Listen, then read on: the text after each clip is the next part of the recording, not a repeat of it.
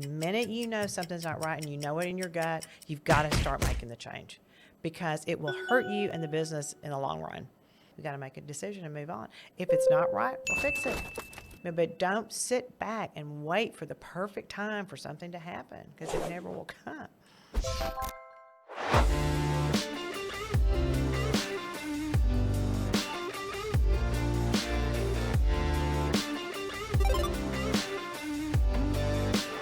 Today I sat down with Gay Gaddis. Gay owned the largest female-driven marketing agency that has existed in the United States. She is a phenomenal individual and has been on the cutting edge of marketing for decades. In fact, they were building e-commerce sites in the mid-90s. She was also of the first to advertise on mobile devices. Super impressive individual. You're going to learn a lot in this episode. You're going to hear about how she turned a fine arts degree into 9 figures. You're going to hear about why she passed up on dozens of multi-million-dollar contracts in her prime. You're also going to learn the role of strong contracts in her growth and stability of an agency. Great episode, great individual. Without further ado, Gay Gaddis. Gay Gaddis, it is great to meet you in person in the studio in Austin. I appreciate you coming out. Yes, it's a great day to come out. It's beautiful outside. It is I refer to this as the reason that we live in Austin. It is. A few days in October, November, and April. Yeah, right. I actually like the winter months coming from Michigan. Oh, this is a breeze for you, It's amazing. so to speak. But Yes. yeah, we've had a little ice storm here and there, but it's nothing. Well, that was something special. Yeah. The one, we've had 2 actually while I've Yeah. been here. I've been here about 10 years. And the one, I laughed initially because people got scared of it. And then it got real. I mean, then it was 8 days of electricity going down, pipes bursting. It was a real problem. Yeah, it really was. So you hit my radar because of your exit from your advertising company in 2019. Yes. Sizable company that you had grown for a very long time. And I want to talk about the process of that and what that looked like. But I want to start at the beginning because as I dug into who you are in Austin and what your life was like, it started earlier, but with a fine arts degree at UT. Now, that is one of the degrees that I think most parents would tell their kids not to get. And it translated ultimately into, maybe the degree didn't, but the path led you to a very successful exit. Tell me about that and who you were in college and how it led to starting an advertising agency. Well, you're right. My father died when I was 13, and he was very hell-bent that I was going to be an engineer, have, some sort of engineering degree, because he was very successful with that. But he passed away when I was 13, and all of a sudden, my mom was a lot more open about where I wanted to go with my life. And I was really, really good as an artist as a child and through high school, and I won a lot of awards, and my high school art teacher encouraged me to major in art. So I go off to the University of Texas here in Austin and signed up for a Bachelor of Fine Arts in Studio Art. And that's not just an art degree. That is full on, very, very intense because you're in the classroom 9 hours a week for 3 hours of credit. You're in the studio and you really train to be an artist of some sort. I took all different kinds of art classes so I could kind of determine where I was going to go with that. But an interesting thing happened while I was here. There was a man they brought in from New York who had been a vice president of creative at Young and Rubicam, a big New York agency, and he started this class inside the art department teaching us how to be art directors and creative directors in an advertising agency. Well, I got in the class, I became his teaching assistant, and I really did well in his class. And we were drawing then, though, because dial back, we didn't have Macs, we didn't have computers, we had no way to do what we call comps, to show a client our idea. So in the advertising business, you want to show, here's what it's going to look like. This is what the magazine ads are going to look like, or the outdoor board, or the TV spot. We do little frames. And so we drew everything, and we had great skills with markers and fine pencils and all these things. And they were beautiful portfolios when we got out of school. As soon as I graduated, I got a degree in fine art, but I went right in the advertising business. Simultaneously, he was booted out of the art department because the actual professors of fine arts decided this was horrible, that we had this commercial person, haunting the halls, teaching our kids, teaching our students to be commercial artists. Oh my gosh, it's blasphemous. So they pushed him over to the communication school. Had he not been there when I was there, though, I would have never gotten into the advertising business because my first job was as an art director and I could write copy. I always liked to write. And so I would put together a portfolio that had copy written for the ads and I could draw them. And that was my first job. And then it went from there. Isn't that interesting? I wonder about some of those things today. I mean, I think about that in a lot of different areas of life where the purist mentality gets in the way of the pragmatic mentality. And I appreciate both, right? I really do appreciate the notion of art for art and don't corrupt it. And I also look at it pragmatically. And if I had a child that was pursuing art, I would want that person in the art room saying, hey, look how you could apply this and also make money. It's still a battle today because with technology and what some of the students are doing there, and I get involved with the College of Fine Arts here at Texas, and there are a lot of the students who are actually creating games and they're working with the marketing students. It's a little more, open now, I think, for some of the students there on how they're going to monetize their career. But there's still the fine artists there, and they don't like it very much. It's been a battle that's gone on age old. So I want to dig into the specifics of the agency that you built. But first, I think to set the frame, what was the makeup of the agency that you were a part of out of school?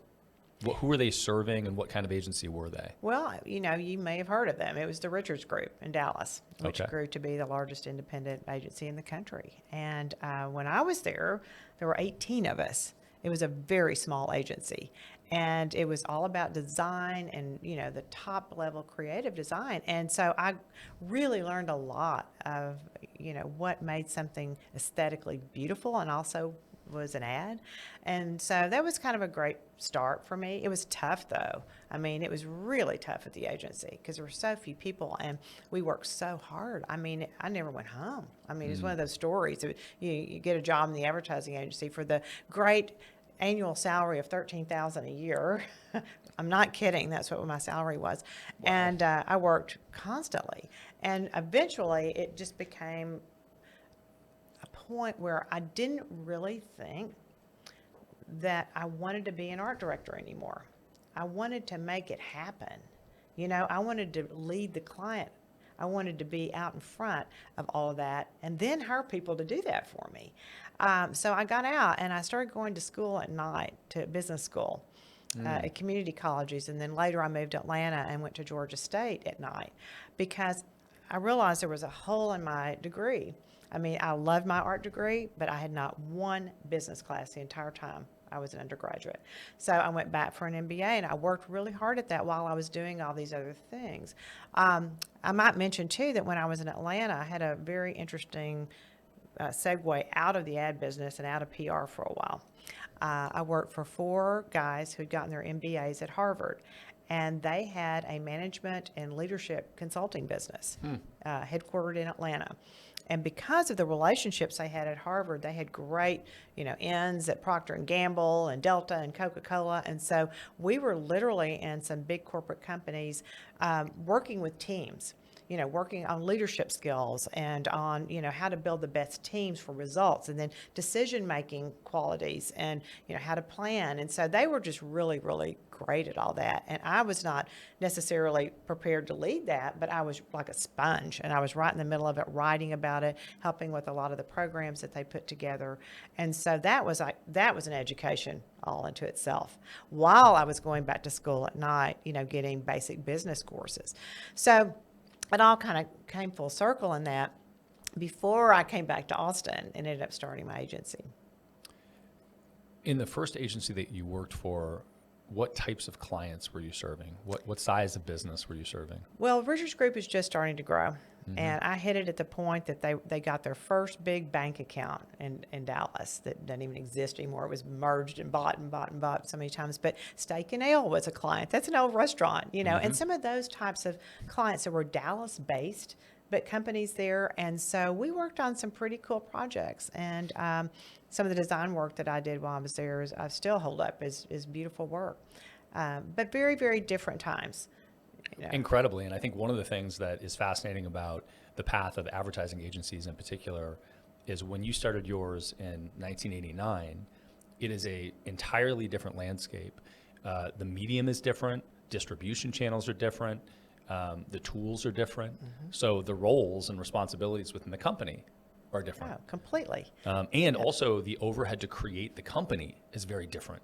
So we have tons of marketing agencies that are clients of ours today, and it's a very attractive model to start today because it's low overhead to start today, depending on the type you want. Right. But the client that you are working with is important to me because if we fast forward to later stages of the development of your own agency, and we'll get there, you've got huge names that you had as clients, right? Oh, eventually. Eventually, right. So you had these massive enterprise clients that you worked for. Yeah, Fortune 100s. I mean, yeah.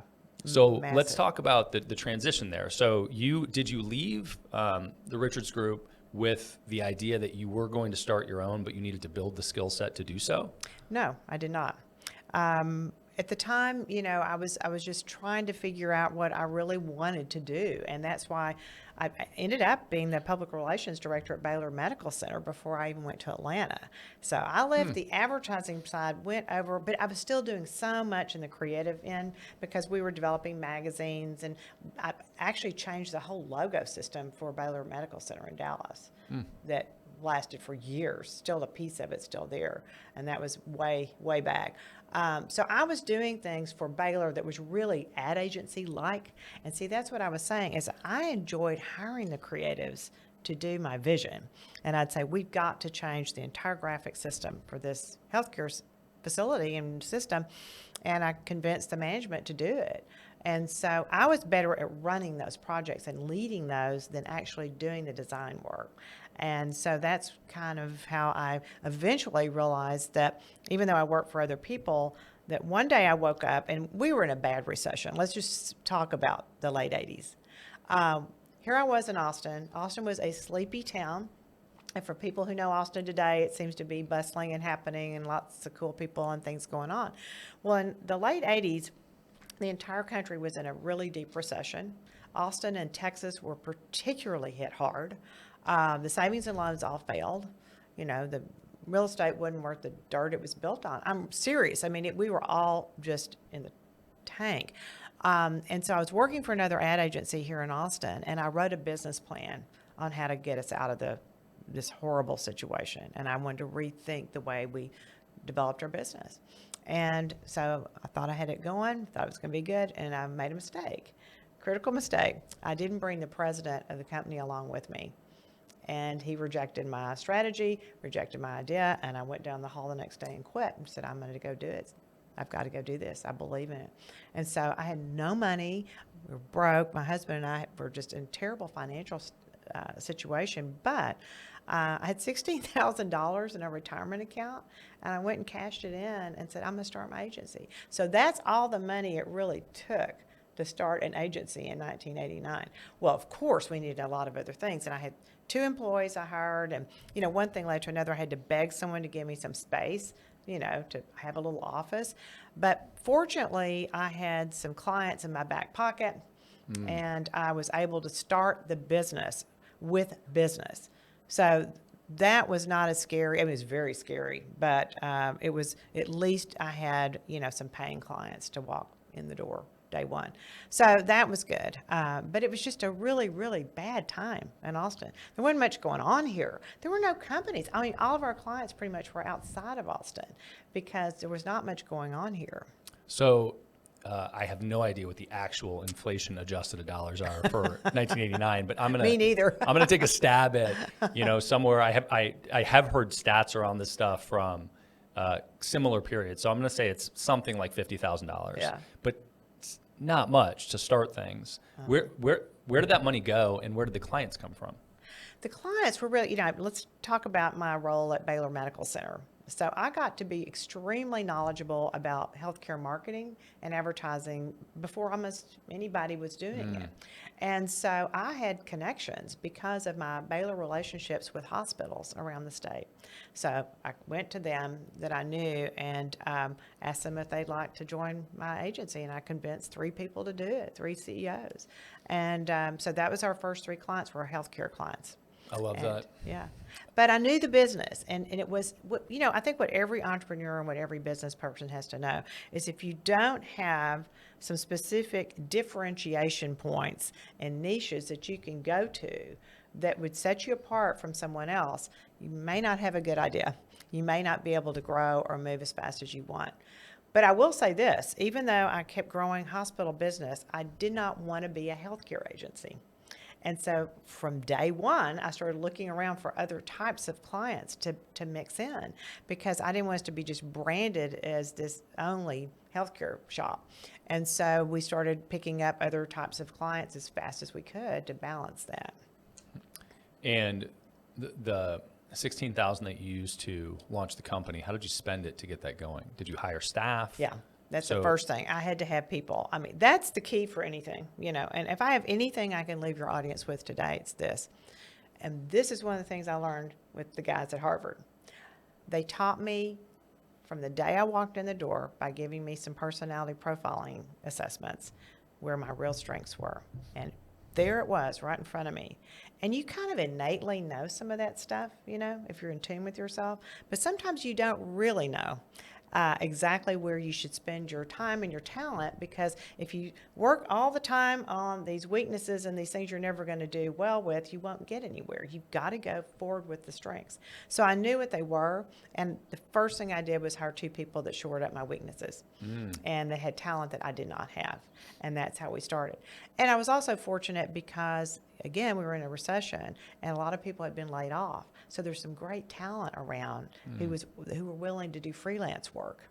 And so as we needed someone, we'd pick this person here and that person there and whatever from all over the country. I would hire people, great talent. So that kind of played in our hand, really. The recession left some great people without jobs who were quite willing to freelance. So we put together teams based on the client need, and we could just shift and move them. And it was a fluid way to run the business to begin with.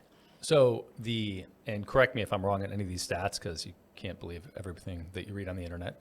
But the business. No, you can't. the business was at 44 million in 2019 when you sold. Is that right? Yeah, well, actually, advertising agencies are really bizarre the way we report our earnings, and so that would be the net amount.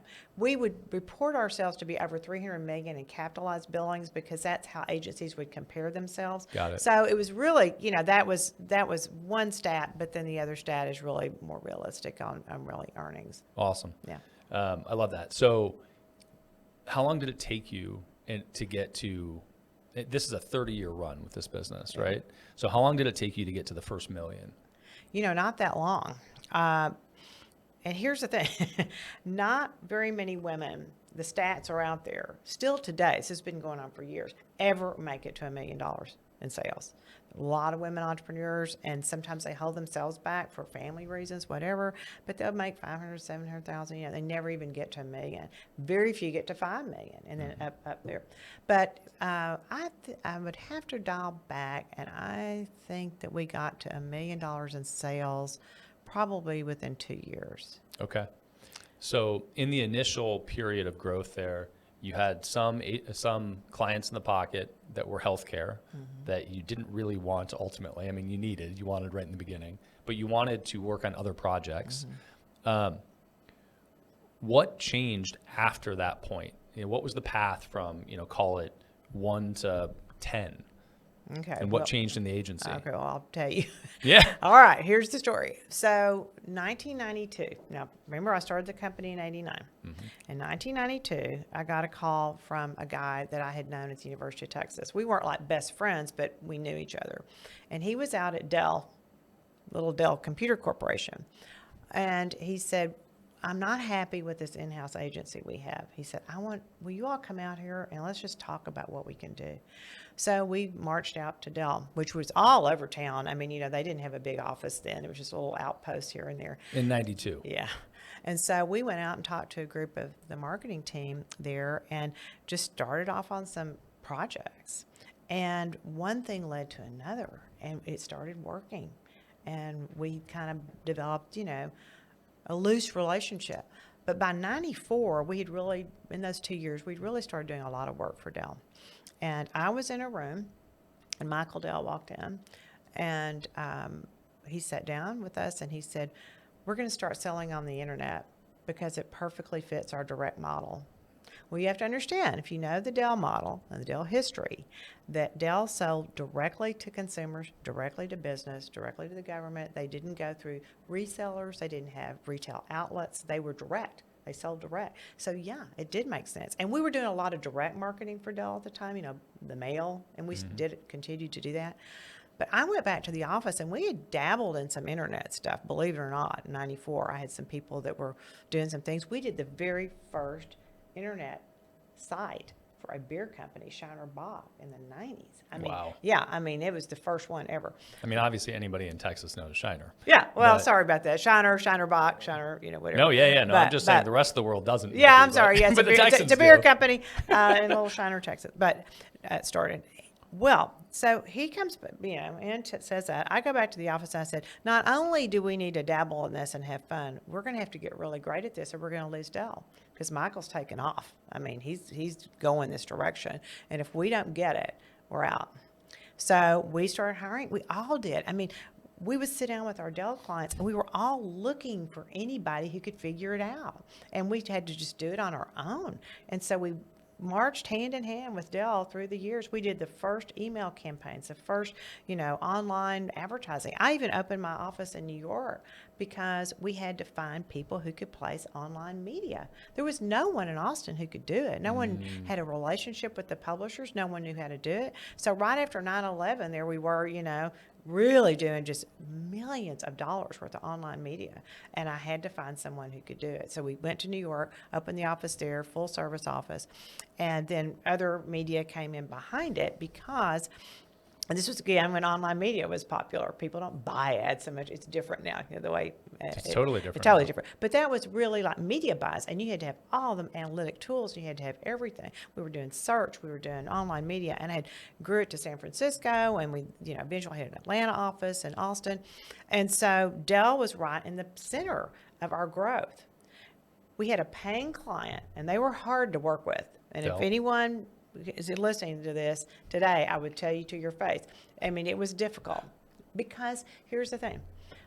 It wasn't that they wanted to be, it's just that there was such a competitive, absolute fire under them to compete against Compaq, IBM. We were trying to get them in the hunt, to compete with these other big computer companies. So it was just like go, go, go. And if you've ever heard of the 80-20 rule, which everyone has, that was the Dell thing. Let's just get 80% right and to hell with the other 20%. We'll fix it later. So we were just experimenting. We were out there doing new things. We were doing virtual tours of offices before anyone even knew what it was.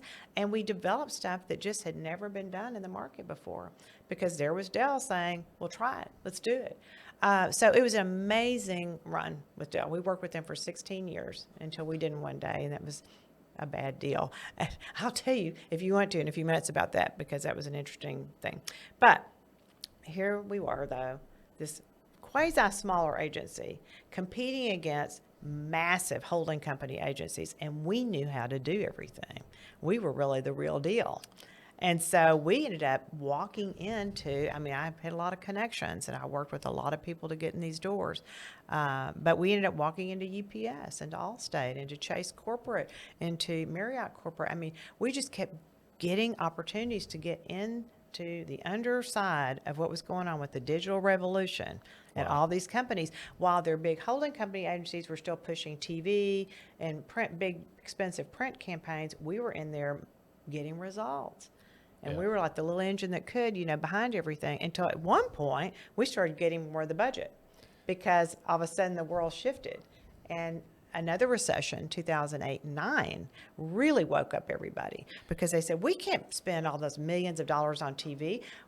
Let's let T3, my company, go in and see what they can do for half the budget, and I bet we get more results. And we would do it over and over and over. Well, let me pause and get to the later collapse, the third collapse we're talking about here in 08-09, and rewind back to 2001, but 94. Mm-hmm. So for the thousands of people and beyond that hear this and hear about digital campaigns and media buys and them being different that don't understand why or what that means. There were no tools to build websites. There were no WYSIWYG editors. There were no tools that did email marketing campaigns. And there were no platforms that you could buy ads on. So correct me if I'm wrong on any of this, but when you were talking about media buys, you were buying space on somebody else's website to run a banner on their website. Exactly. And that was the only type of media buy you could do. Yeah. And there was no reporting on it. Well, we did get reporting. You made your own. We made our own. Right, but there's no reporting tool there at wasn't. that point. No, There's no Google Analytics. No, nothing. And so you're absolutely right. I mean, we were so innovative and always first to market, and we just tried things over and over. We were one of the first companies that even said mobile was going to go anywhere. Well, look what's happened now. Sure. I mean, we were out there getting clients to do these things on mobile that people said, you're crazy. That's never going to go anywhere. No one's going to buy anything on their phone. Well, they did. So yes, over and over, we would just get out there and experiment and see what we could do. And we did have to build it ourselves. You're right. I mean, my developers, at T3 were brilliant. I mean, we had software engineers that could create these things out of nothing. So let's talk about that part of it, because there are parallels today with AI Sure. and where we are and sort of leaning into being able to figure out the path. AI is different because you it's different in a lot of ways, but you just said we had engineers on the team that could figure it out. But when you originally signed with Dell and started developing with Dell, before they said, hey, let's go hard into the internet that doesn't really exist yet, right? It really didn't. No. Not to us. No. I mean, it was in the government somewhere in this, Right. but the working people of the world didn't really know they could touch it. We're not, it's, 99 to 01 was the first burst, really. And then after that was the time when it actually started to get adoption, right? When internet speeds became functional, they didn't tie up the phone lines, right? Right. So you're in this beginning era. Presumably, you didn't have any engineers on your advertising team. Oh, no. So when Dell says, hey, we want to go deep into digital, how did you approach finding people to do that and allocating resources to do it? Well, it's just we always had to look for people in the most unexpected places. And so if I had just gone and hired advertising copywriters at one point, I would have been screwed because I had to find journalists. I'm giving you an analogy of how we ended up finding people to do certain things. We hired a lot of journalists because they write different and they dig and they look for information. If you go to traditional advertising copywriters, they look for the creative brief. That's how we talk about in the ad business. You have your outline of what you're going to write about. Then they go off and write. So we always had to look for people who were curious, and we would literally go to like Motorola, and we would go to 3M, and we would look for engineers. We looked for people who were kind of having an interesting time on their own discovering this internet. And we used to have a company that would come in and help us, just connect our computers, we had desktops, all these things. And I would look for some of those people and say, do you want to come and help us figure this out? And so we just had to find people in the most unusual places that were willing to just say, I'm not an ad person, but I bet I can sit down and learn how to do this. And most of them were self-taught. There were people who were curious about what was going to happen with this medium, how it was going to change our lives, and we just went all over the place looking for them. Now, opening up New York helped a lot because all of a sudden we had access to some people through some of the publishers, and it's what you're talking about. So we were buying massive amounts of advertising on Forbes, for Dell, for one publication. And so they would find people, and all of a sudden Google was kind of bubbling up. And this, hold on, this was Forbes print at the time, or eventually they're digital. They're digital. And we became the largest advertiser in Forbes Digital in the country. Well, we didn't, but our clients did. Right. And what era is this? That would have been 2004. Okay, right. So we're fast forwarding a little bit past the initial launch, right? So you're figuring all this out. And I guess one of the questions that I have there, and I imagine there's not going to be a simple answer to this, but if you look at the start of T3, you have a lot of exposure and risk going into it, despite the fact that you have a couple small clients in your pocket, right? Or maybe not small, but not big, not game changing, no. Right? As you lean into digital heavy, how exposed did you feel in taking risk and gambling? Because you did have Dell behind you, this large client that was willing to test things. So presumably that fed some of the creative and also sort of reduced risk. It did. But how exposed did you feel in that process, and kind of what was the balance? How did you look at it? The interesting thing is, because I never borrowed any money to run my company, ever. Now I want you to think about this. I did not take out loans. I didn't use bank loans, nothing, not even a line of credit. I always stepped back from that, and we had to make our own adjustments so we could get through whatever bad time or whatever things were going on, because I didn't want anyone controlling us. And once you take money from someone, they do. I will say this, my business was not like a manufacturing business or where you had a lot of inventory. You know, some companies need the capital. They have to have it. They can't survive without it. So I'm not saying you don't ever want to do that, but the fact that we never did made me extremely responsible for everything. And it was me. I mean, my name was on the contracts, everything. And so whatever happened, the buck stopped literally with me. So very early on, we started hiring the best attorneys that we could to do contracts for us. And we worked with them side by side. And I'm going to name who it was. It was Baker Botts here in Texas. And we worked initially with someone who, they didn't even know what internet contracts were going to look like. And we didn't really either. But what would happen is you go into a big company and they would throw out their cookie cutter advertising contract to you, sign this. And a big major client that will right now remain nameless came to me and said, look, if you want to work with us, the legal department called me and said, sign this or we're not going to mess with you. We don't have time to mess with you, this little agency. And I said, I can't sign it because you don't know what you're asking me to do, because you don't know what I'm going to do. And so we ended up back and forth. When it was all over, their general counsel called me and said, you've got the best contract in the house. Because what happened is we realized that most contracts were never going to be written for the ambiguity that we had to deal with. They were not written for the data issues that we had to deal with, the security issues. And so we got very much in the weeds of all those contracts, and we had literally fabulous contracts with all of our clients. They paid us, we were covered, and I could sleep at night. Now, didn't mean something couldn't go wrong at any moment, but we were very well covered from a great relationship with our clients, with contracts that were binding, and they covered things. And of course, when things would change, we'd have to go back and, adjust. And we were really good about watching our contracts. Oh gosh, we're doing something now that no one even knew we could do. So we're going to have to get in here and make sure that's covered. So it was just always a legal thing too going on to keep us really on our toes and our clients understanding what we were going to deliver.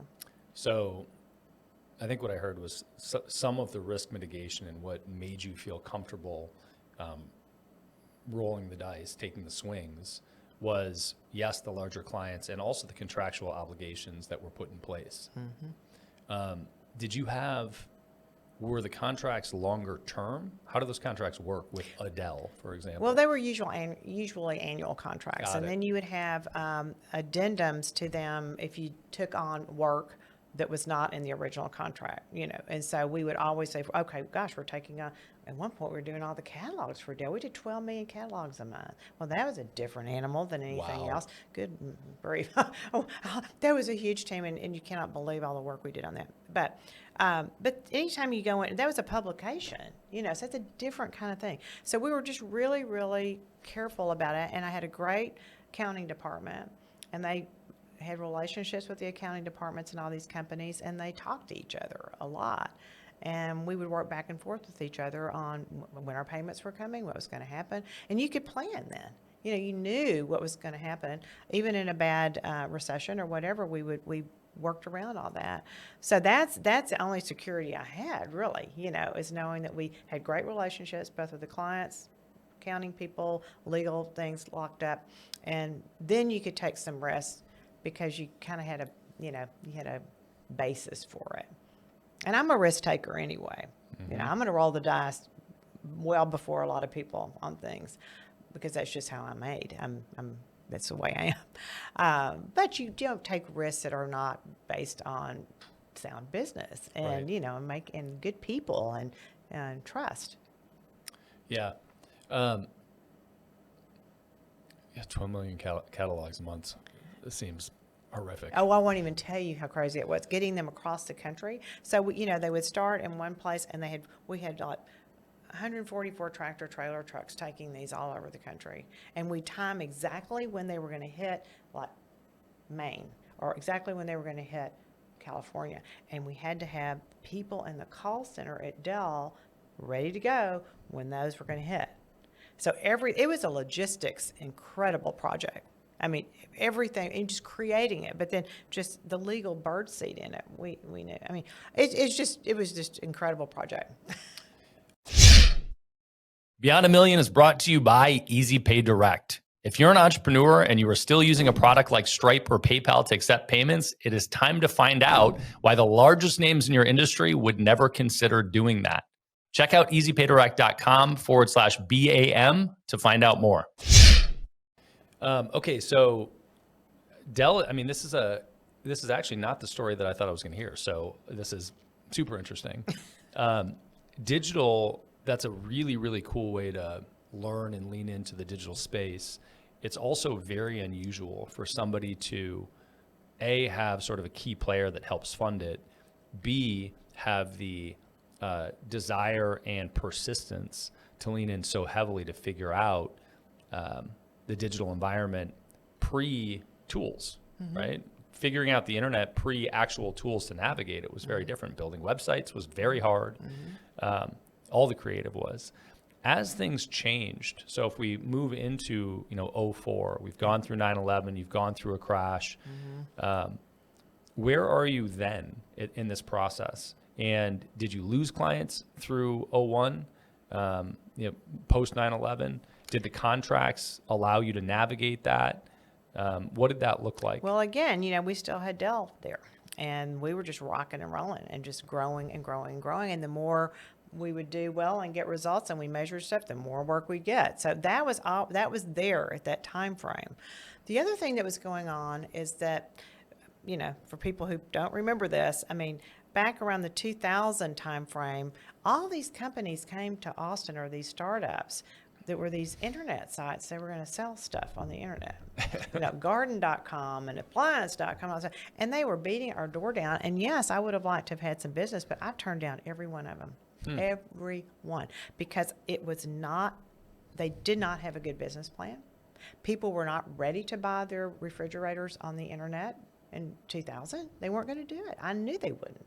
And so it was a waste of my time to have to even listen to them. And they were all arrogant, and they all had venture money behind them, and they all had $12 million, and they all wanted to be on the Super Bowl. I mean, it was just like a broken record over and over. And finally I said, I just didn't want to talk to them anymore. And so we just kind of settled down with the clients we had and got through, but it was just a real distraction, to be honest, for a while. And they all failed, and they all went bankrupt, and they took down a lot of agencies, because a lot of agencies went with that and took these clients on, and they literally almost bankrupted a lot of agencies. So hindsight's 20/20, and I can look at that and say, yeah, that makes total sense. I understand how that shook out, but it's a bold move to reject that opportunity and that money at that phase. Look, if they weren't venture backed, I would say okay, but they came with money. They came with money. Yeah. So what was it that allowed you to make that decision? Was it that you didn't want a distraction and a shiny object? Was it that you truly just thought this wasn't a real opportunity? Or was it that you didn't have the staff to execute with bandwidth, or some combination? We'd never been the bandwidth. We could always grow staff if we had to, and I did it over and over and over. I always go to, this is how we grew the business, to be honest. The secret sauce of anything is you always go to the end consumer, and you study what they're doing and what they might do. And if they're not willing to buy a refrigerator online, then nobody else is. If I talk to 50 people and do a focus group and say, would you buy your garden tools online? No, I don't even like that. Well, I knew that their business models were flawed because the audience wasn't ready for them yet. It didn't happen until later. Now, buying computers online had worked, but certain other things people were not willing to do. And so my gut just told me it wasn't going to work, and it didn't. Now, I will say this. We did take one of all the hundreds I feel like I talked to, and it was called rx.com, and they were going to sell, it's kind of, because there was already a model for buying medications and prescriptions through a direct, kind of like Dell. There was always that, there was direct marketing where some people ordered the prescriptions through a mail order program. And so to be able to do it online wasn't that big of a leap. Eventually they were not successful, and it wasn't because the model wouldn't work. It's just that the insurance companies didn't cover it, and there was some issues. But we got paid for everything, so I didn't lose any money on it. It was kind of hard because they were kind of folding, that part of the business. But, we got paid, and we didn't get scarred from that. But overall, I could just see that people weren't going to buy those things online. They weren't ready yet. And you can't push the consumer. Now, you can push innovation in front of them and give them options, but you cannot push a consumer to do something they're not going to do. We always studied the end consumer. We paid so much attention to it. With all of our clients, we'd say, okay, what are your consumers saying? What are they doing? If they're going there, and that's why we got so excited about mobile. We said, look, people are doing things on their phone. We offered a free Slurpee. You had 7-Eleven as a client. If you passed by one, we knew where they were. It sounds creepy, but remember the old days of GPS? Okay, we knew you were driving by or walking by a 7-Eleven, and we just do a little thing that says, hey, come in, it's hot today, have a free Slurpee. So we started using things where we saw consumers starting to use it, and then we would just push the excitement of it. If they're using it, how do you make it more interesting, innovative? How do you delight the customer more? How do you help them and not bug them? We had to be really careful. You don't want to bug people, but if you did something that made their life better, we were amazed how much they'd want to share. It did work for Pizza Hut. We found out people wanted to tell which protein they liked the best. They wanted to tell us. We asked. They told us, okay, I'm a Dallas fan. Okay, at 3 o'clock on Sunday afternoon, Dallas is playing. So you get an ad from Pizza Hut that says, our hot pizza's going to be there in 30 minutes, and you get a discount. Would you like that? Yes. So, it was always kind of doing things that we felt like were maybe a little intrusive, but we were delighting or helping the customer. And listening to the end consumer was the king of everything. So you talked about mobile, and that coincides with this 08, 09 where we bounced out of a minute ago, because the first iPhone came out in 07, and certainly was the beginning of real mobile, right? We had BlackBerries before that. I love my BlackBerry. I did too. And I didn't understand. I have carpal tunnel surgery because of one. Well, I didn't understand how we were going to get rid of keyboards. I remember vividly thinking, I don't want a phone that doesn't have a keyboard. Oh, I still have one. I've figured it out. My iPad has a wonderful keyboard with it. No, I know. I still don't do well on an Apple. Oh, really? No, I have to, because I was so addicted to my BlackBerry. I was the true crackberry. I was one of the very high users. And real quick story, if you want to edit it out, fine. So everybody in my entire company was all on Mac or Apple products, but me. And I still had, I had a Mac, on my desk, but I still had my little crackberry, as we call it, the BlackBerry. And my IT department stalked me for like 3 weeks, and I would tell my assistant, tell them I left. They were coming to bring me my new iPhone. No, she's not here today. And so I would, and they said, Gay, we cannot support you. You're the only person that we're having to support on this, and this is going to go away. It's not going to sustain. We have to. So finally, they convinced me I had to get that. But there was truly, I was just an early adopter with it, and I loved that. And it was such a great way to be able to message people from a plane or, not in their ear, but at the time. But, I was just always communicating. It was just fabulous. Sure. Yeah, I loved mine. But relative to mobile advertising, the mobile advertising opportunities didn't launch until the iPhone, et cetera, or did they? No, we were starting to do things earlier than that, because there were all kinds of different. You have to remember, that the iPhone wasn't the only thing, because you had Samsung and we had other mediums. So we were trying to use whatever was available to us, but it was just barely, it was early. The iPhone, though, just everything exploded. Right. And just because of the usability on those and what you could do with them, and even the graphics, were better, and that made a big difference in what you could do with them as well. So, and we bought mobile ads. I mean, we just used it every way we could. But I think the iPhone was really when it all really took off, but just because of what I said. Yeah.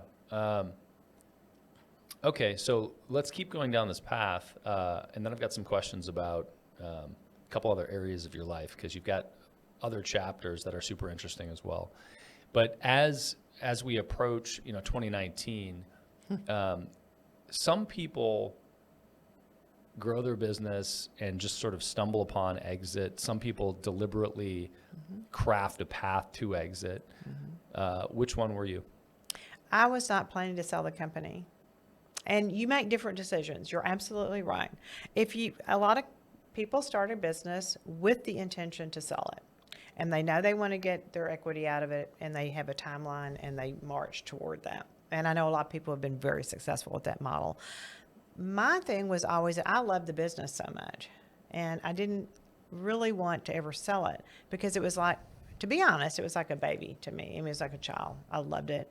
And my husband was very involved in it with me, and it was our, I ran it, but he was a very major part of the operations of the company for a long time. Not in the beginning, but he came in later when Dell started growing, to be honest. So it was never something to do as a sale, but I'm also had been told and coached by a lot of people that if the time is right, you better think about it, because you don't want to sell a business in the worst of economies. You don't want to sell it when you're on the downhill. You want to sell when all systems are going up. And our oldest son was in the business, and he was doing a lot of some of the innovation and a lot of the cool things that we were starting to get new things. And he and the rest of the family sat down with me and said, maybe this is the time that we should just at least see what's out there. And this was early 2019. Let's just see what the market's like. And I just, freaked out. No, I don't want to do it now. I can't do this. And so finally they convinced me, well, let's just at least go down the road to figure out if we have good buyers or anyone's interested. I said, okay, well, down to the end, even though this is going to be painful going through all this, and I know all the finances we have to dig up and all this stuff, I want the right down to the last day, if I don't like the deal, to back out. So the nice thing is, we were not desperate to sell. We didn't have to sell then. Now you look back, though, and did I have my guardian angel on my shoulder or something? Because we sold at the end of 2019, and then here came COVID in 2020, and everything just flipped, and no one was really wanting to buy things, and the economy was all, in just a turmoil. And so it was the right time. It really was. And I'm very fortunate that it happened that way. Although I'm going to tell you, it wasn't easy. It wasn't easy for me at all. What was the makeup of the company at that point? Number of employees, locations, et cetera, and what were the terms around the sale, for whatever you can share, feel like sharing? Well, the thing about a sale is that, again, we had a really great track record. We had great clients. We had great contracts. We got paid on time. We didn't have any debt. I mean, we were very attractive. Mm-hmm. We had a lot of interesting buyers. And so what happened, though, is that I decided from the time it was looking serious that this could happen. We really were going to go through with this, that I wasn't going along with it. They couldn't have me. And even if that affected the price, because I was so independent, I had run it for so long and made all my decisions and never had to look over my shoulder. It's like I told you, I didn't borrow any money. I didn't want a board of directors. I didn't want people telling me what to do. And I felt that I was almost unemployable at that point. And so I negotiated with them. I said, Ben, our oldest son, will stay, and these key people are staying. But I said, I'm leaving. I will literally walk out the door the day we were done, and I'm gone. And so that was it. And it was awful. It was like pulling a Band-Aid off, bad Band-Aid, because I've just gone, disappeared. I had to say goodbye to everybody and all of that. But it was the right thing, because I just couldn't have worked like that. I mean, I'm just too independent. I just, can't do it. How much did that, as you know, it is tremendously common to have earnouts. I mean, it's almost, it is the rule, right? That it happens to some extent. How much did it hurt the price or valuation of the sale? I won't tell you that it hurt it that much. Because here's why. I mean, it did some. I'm sure it did. I will never even know for sure. But I had written a book, and I had also gotten back in my art career, and I had a show in New York in 2016, a one-woman show that was very successful, and I was following the path of my art thing again, and doing book tours all over, and doing speaking all over the country. And so, to be honest, I was there, and my spirit was there, and I was kind of the culture person, a lot of what was at T3, but I wasn't running the show exactly like I had been. I watched the money, believe me. I mean, I was very much there, but I was not in every client meeting anymore. I wasn't going to the meeting. I wasn't in every staff meeting. I just wasn't as present as I had been. So I'd already kind of started extricating myself a little bit, and that was even before we decided to sell, because I felt like it was time to reinvent myself, and I wasn't bored with the company, but I wanted to move on to my next chapter in a way. So I guess what I was doing without realizing it is I was selling the company. Yeah. Positioning it for sale, even if you weren't doing it consciously. Yeah. Yeah, that makes sense. So you graduated from UT with a fine arts degree, which rolled into this wonderful company. And before we started recording, you mentioned that you were a serious artist, and your face got serious when you said serious artist, which is, I know you're a real artist because I've poked around and looked at some of this stuff. I want to hear a little bit about the art projects now, but to bridge the gap, I also want to know, clearly this is a huge part of your life, the art in general. Do you think that your background with art aided you in your ability to grow the company, or it was a way to balance you through the company and allow you to pull away and have your own personal life doing it? Well, I didn't paint or really do art projects of whatever you want to call it for a long time because I was so involved in the company. But you have to think, in advertising, there's a lot of creative people that you hire, and so they're really artists. They're creative, like what you learn as an artist, if you train in school. So I was really good at managing those people because I understood them and they knew I did. I was a creative person inside, and I knew what it felt like to create and how your emotions and how your soul's in it. You know what I mean? Did you look at the business as the creative outlet? Yes. I love that. To me, that was it. I mean, I wasn't painting. I wasn't, a solo artist, but I was always creating beautiful things, and the people that I hired, and, yes, it was ads, but we did gorgeous things. I mean, we did some video that, were just fabulous. And, we were one of the very first people in the country to put in our own in-house video as an agency.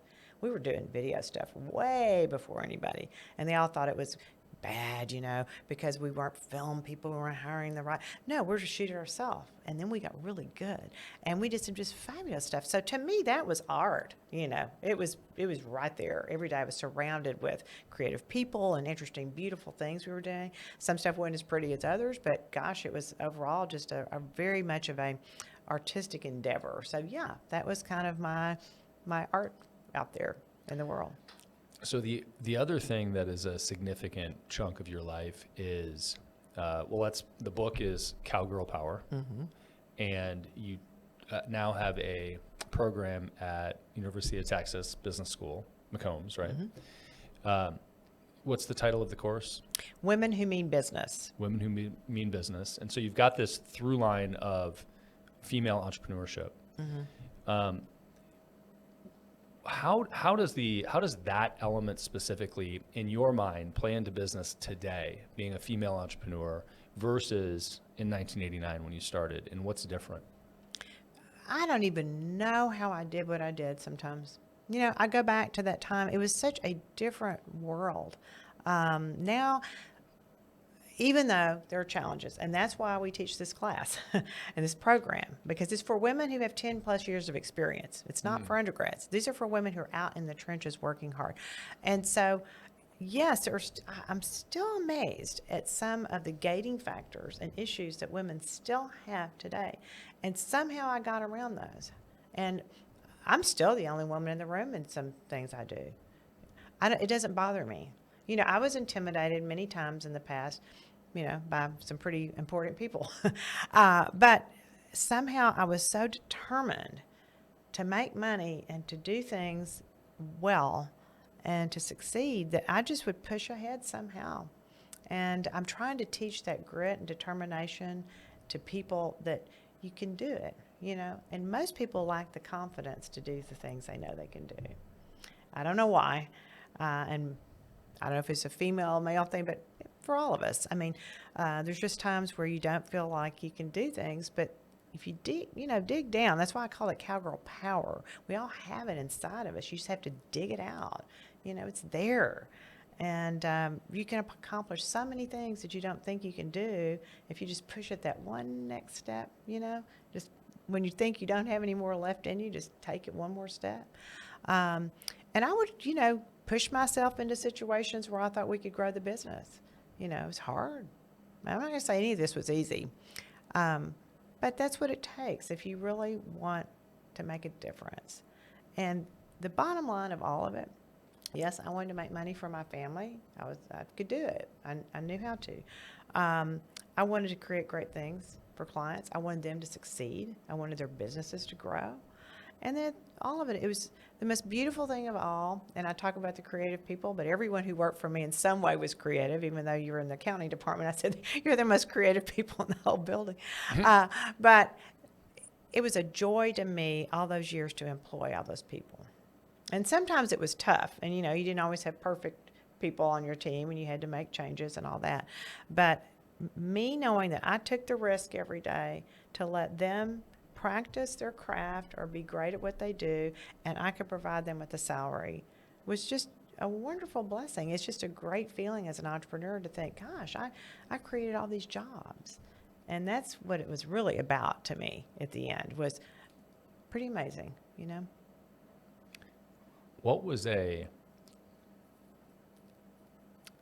learning lesson or a big mistake that you made through the process that would be helpful for others? Well, you just tripped on it because of what I said. Yes, it's people.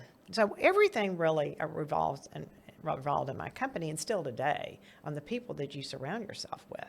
And I mentioned early on that, I found out where my weaknesses were, and you're always looking for those right people to shore up your weaknesses and to do the things you don't do well, and that's who you put around you. A few times along the journey, though, I would let people in the company that were just not the right ones. And they looked good on paper, they interviewed well, they had the credentials, they even could get pretty good reviews or references. But something about them, I knew they weren't right, and I'd hire them anyway, and then they'd get in, and it was just awful. I mean, they were worse than I thought, and people didn't want to work with them, clients were complaining, and so the fastest thing you have to do is to get them out. And many times they were pretty senior. It happened more with the senior people than some of the entry people. I let in a senior person who seemed to be the right one to take us in this new direction or had great leadership skills, I thought, and then they didn't. And so you had to just escort them out, and it was very painful. But the staff was always so appreciative, because it would get to that point where you were really hurting your team. And that's how I could justify it. And finally one day I sat down with someone who was very, very talented. And I said, guess what? You can't stay here because nobody wants to work with you. And I am sorry about that. But I'm not going to line them up outside the door here. But no one wants to work on your team anymore. Why don't you go do this someplace else? Find some other group. You're going to do fine. You're talented, but it's not going to be here. And those are painful conversations. Ooh. Especially with someone, who has pretty big ego and very, very powerful in their own way. And those are what I call fierce conversations. Worst conversations for me are the ones that people do want to work with, but aren't very good. Yeah. Or people that are very good, but rough to work with. Yeah. Those both are are hard. Those are the ones that I tend to let stick around too long. Well, that's a mistake. And I will say to everyone in your audience, the minute you know something's not right and you know it in your gut, you've got to start making the change. because it will hurt you and the business in the long run. I'll say one thing about myself, and I don't dawdle on decisions very long. Some you can't make any faster than you can. But the minute I see that I need to do something in life, I just make the decision and move on. Most people who are pretty successful, I think, have a good decision-making understanding. If you dawdle around and you wait and you're not sure, then you become indecisive, and you also sometimes miss the best opportunities. And probably Dell taught us a little bit of that, if not a lot, because again, they would just say, look, we just got to make a move here. Because if you didn't, the market opportunity could just evaporate like that. So we got to make a move now. And so we made quick decisions, quick, let's do this, let's do that. And I was just kind of became the cadence of that in all the business is that, okay, we got to make a decision and move on. If it's not right, we'll fix it. But don't sit back and wait for the perfect time for something to happen, because it never will come. I had a conversation earlier today, actually, with a very good friend of mine, Cameron Harold, who grew 1-800-GOT-JUNK from 2 million to 106 million. And he said, the moment you have doubt, you have no doubt. Yeah. And we were talking about employees in particular. But I love that sentiment. And you framed it, it's ironic because you said essentially the exact same thing. And you said the moment that you recognize it, you have that gut feeling, take action on it. Now. Yeah, I love that. Where do you want to point people to learn more about Gay Gaddis or your art or the most recent art project or the book or whatever you want? All right. Well, I'm very fortunate because I've sold over 200 paintings since I got back in this, and they're in wonderful collections. I mean, I've got paintings all over the world, and I've been very fortunate to have, some galleries that trusted me and gave me some opportunities early on, really. But you can go to gaygaddis.com, and there's an art site that comes out of that, which is really just about my art. I do some commission work, not a lot, because most of my work is just, I paint from what I see. So I paint mainly skyscapes of all kinds. It can be rainy, it can be sunset, it can be beautiful clouds. They're pretty abstract, most of them, but I'm painting literally from what I see. I painted something the other day. I wish I'd painted it bigger, but it's only 5x7, but it's just a beautiful painting because I'm a farmer, I'm a rancher too. And we were looking at our hay fields, sadly, that dried up over the drought during the summer. And we'd gotten a cutting in the spring and then nothing. And we usually get 2 cuttings, in the summer, nothing. So I was standing with my ranch foreman by the fence line looking into a coastal field. And the grass was just withered, kind of sitting there. And all of a sudden the sky started like moving, like, gosh, is there going to be some rain? And I painted it right then. And then it rained the next day. It rained. And it's a beautiful painting of the grass and then the sky that was moving. I don't know, there's something really emotional and spiritual about it to me, because I paint things that, mean a lot to kind of who I am authentically. And so the paintings are they really are from my soul. And I said that a few minutes ago, but one of my art directors one day came to me and he said, a lot of the work we do here at T3 comes from our head. We're thinking through, we're smart, we create things. He said, but when you're painting, it's from your soul. I said, you're right. It's just there. And sometimes hours go by and I'm painting. I don't even know it's been that long. I look down and say, oh my gosh, it's 6 o'clock. I've been painting since noon. And so it's just something it's just a very spiritual thing for me. So you can go find it there. I paint all sizes, all types, even little tiny canvases are fun sometimes. I don't know why I get into those, but I do that, and then big triptychs and big things. And then, I still have my book out there. It's evergreen, and people still like it. And it's my story and my advice about all this stuff. And then, as far as the Women Who Mean Business and becomes, if they want to check that out, it's a really amazing program. We're getting awesome results. And the last piece is just I like talking about these things because I've lived a life that I've been fortunate in a lot of ways, but I made my luck too, as you always say. I've worked really hard, and I want to talk to people about how can I help you. You get to a point where you want to help other people achieve their full potential. And if anything I say or anything I do can awaken that spark or that one idea that makes you say, all right, I'm going to take that next step, or I'm going to step back and do this, that's great. And that's what I'm about now. You know, I want to give back. And I've got some other things up my sleeve too. I think we always have to continue to evolve, you know, and things are going to change and times are changing. And I'm excited about what's next. You know, that's how I ran the company. It's like, hey, what's next? What are we going to do now? And so this is what's going on today. But if you talk to me in a month, I've got something else up my sleeve actually right now that I can't even talk about that I'm excited about. And so it's always, but it's all focusing around creativity, leadership, and helping people to be the best they can be. Wonderful. Well, if nothing else, you have been consistently innovative, on the edge of things, learning, growing, and expanding throughout the course of your career. So it's an inspiration to hear that and see that. We will link to Cowgirl Power and your art.